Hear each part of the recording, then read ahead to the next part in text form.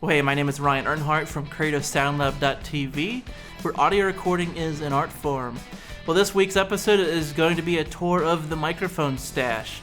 The entire microphone collection here was kind of scattered right now between the drum kit and the microphone shelf, but I'm just going to walk you through what I have in my microphone closet, really what I like to use, and it's going to be kind of a walking tour of what I have, really kind of quick.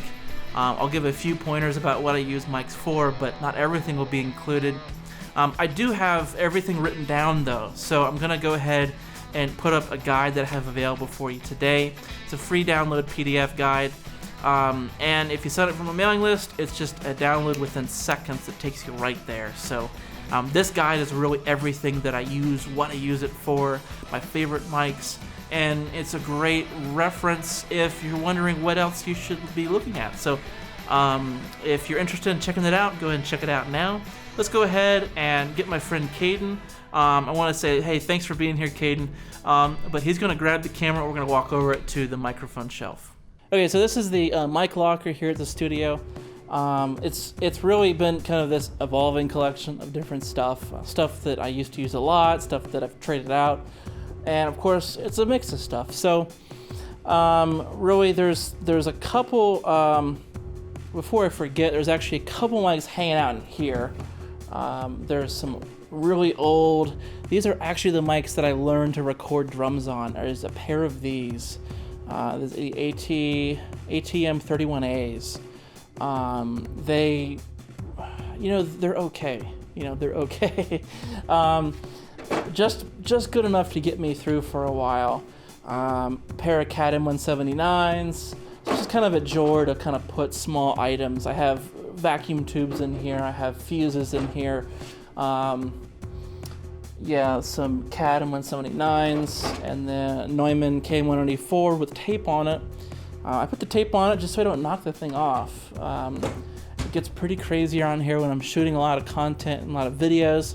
That's often hanging on a long boom arm. I don't want to knock the thing off, so a lot of times I will use that for the dialogue. Now I'm just using one of these little Zoom recorders just so I can walk around the studio. But that's kind of my miscellaneous condenser stash, and then I have other condensers here that I've kept in the cases just to try to start a good habit here. Rode K2s here, Rode NT2000s here, and then couple of NT55s, AKG4 14B ULS, which is like an 80s transformer version of the mic. Sounds really great. AT4040, which I've used for years. It's been a very great mic for me. MD421, the white one that you see in a lot of the episodes.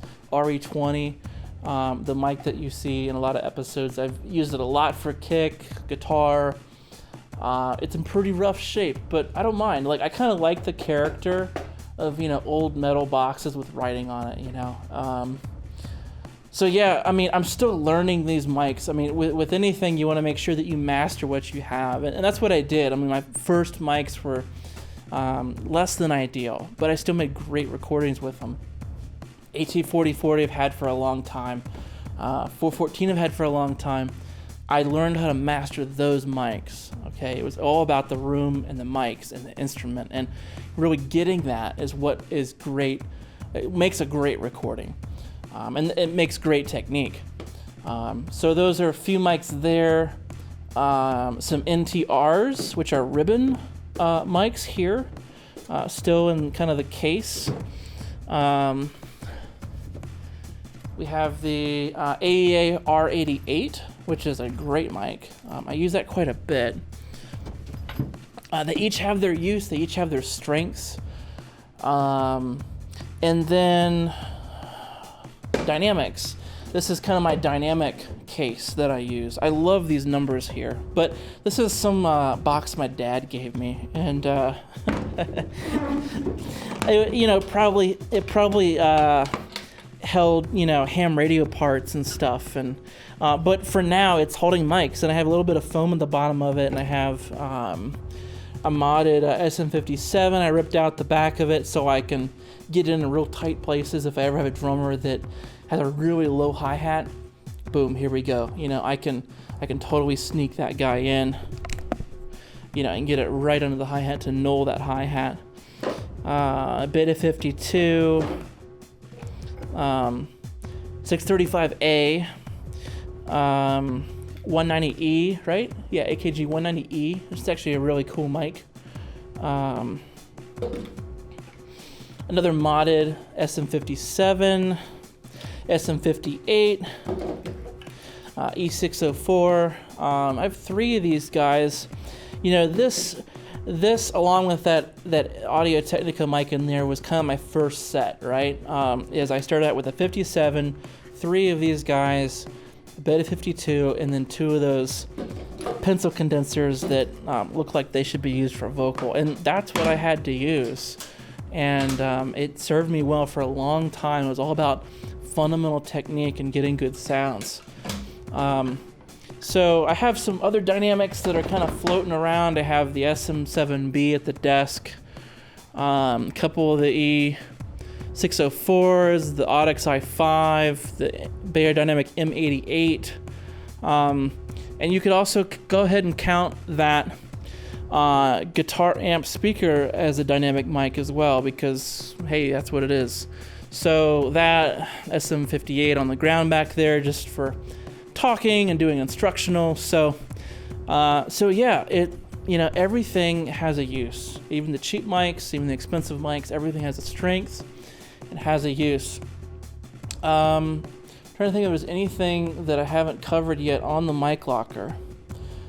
In general, a lot of times what I use for, say for guitar amps, I'll probably gravitate towards probably the M21. For drums, I'll probably do maybe the RE20 on kick, SM57 on snare, maybe the modded SM57s on the under. Depending on the project, I might use the E604s, or these NT2000s are actually really great for toms. I love these mics. These mics I'm still learning, just because I just haven't had the time to set them up, warm up the tubes, all that kind of stuff. So NT55s, great adaptable mics with the built-in pads and stuff. So everything has a use. So this was a little bit about my mic collection, and let me know if you have any questions below in the comments. Okay, so that was a little bit about the mics that I have here at the studio, Lumina Audio. The biggest takeaway from this is not to try to buy a million mics, but to try to really master what you have. There's so many potential in every single mic that you currently own. Buying new mics will give you a fresh perspective. It'll give you a different perspective. But when you buy that mic, plan on really trying it out on everything, at every distance, every angle, every source. You really should adopt the mindset that you master the stuff that you have to its fullest potential, and that'll make you the best engineer. So buying new stuff is great. If you're curious what you should buy next, I have that guide.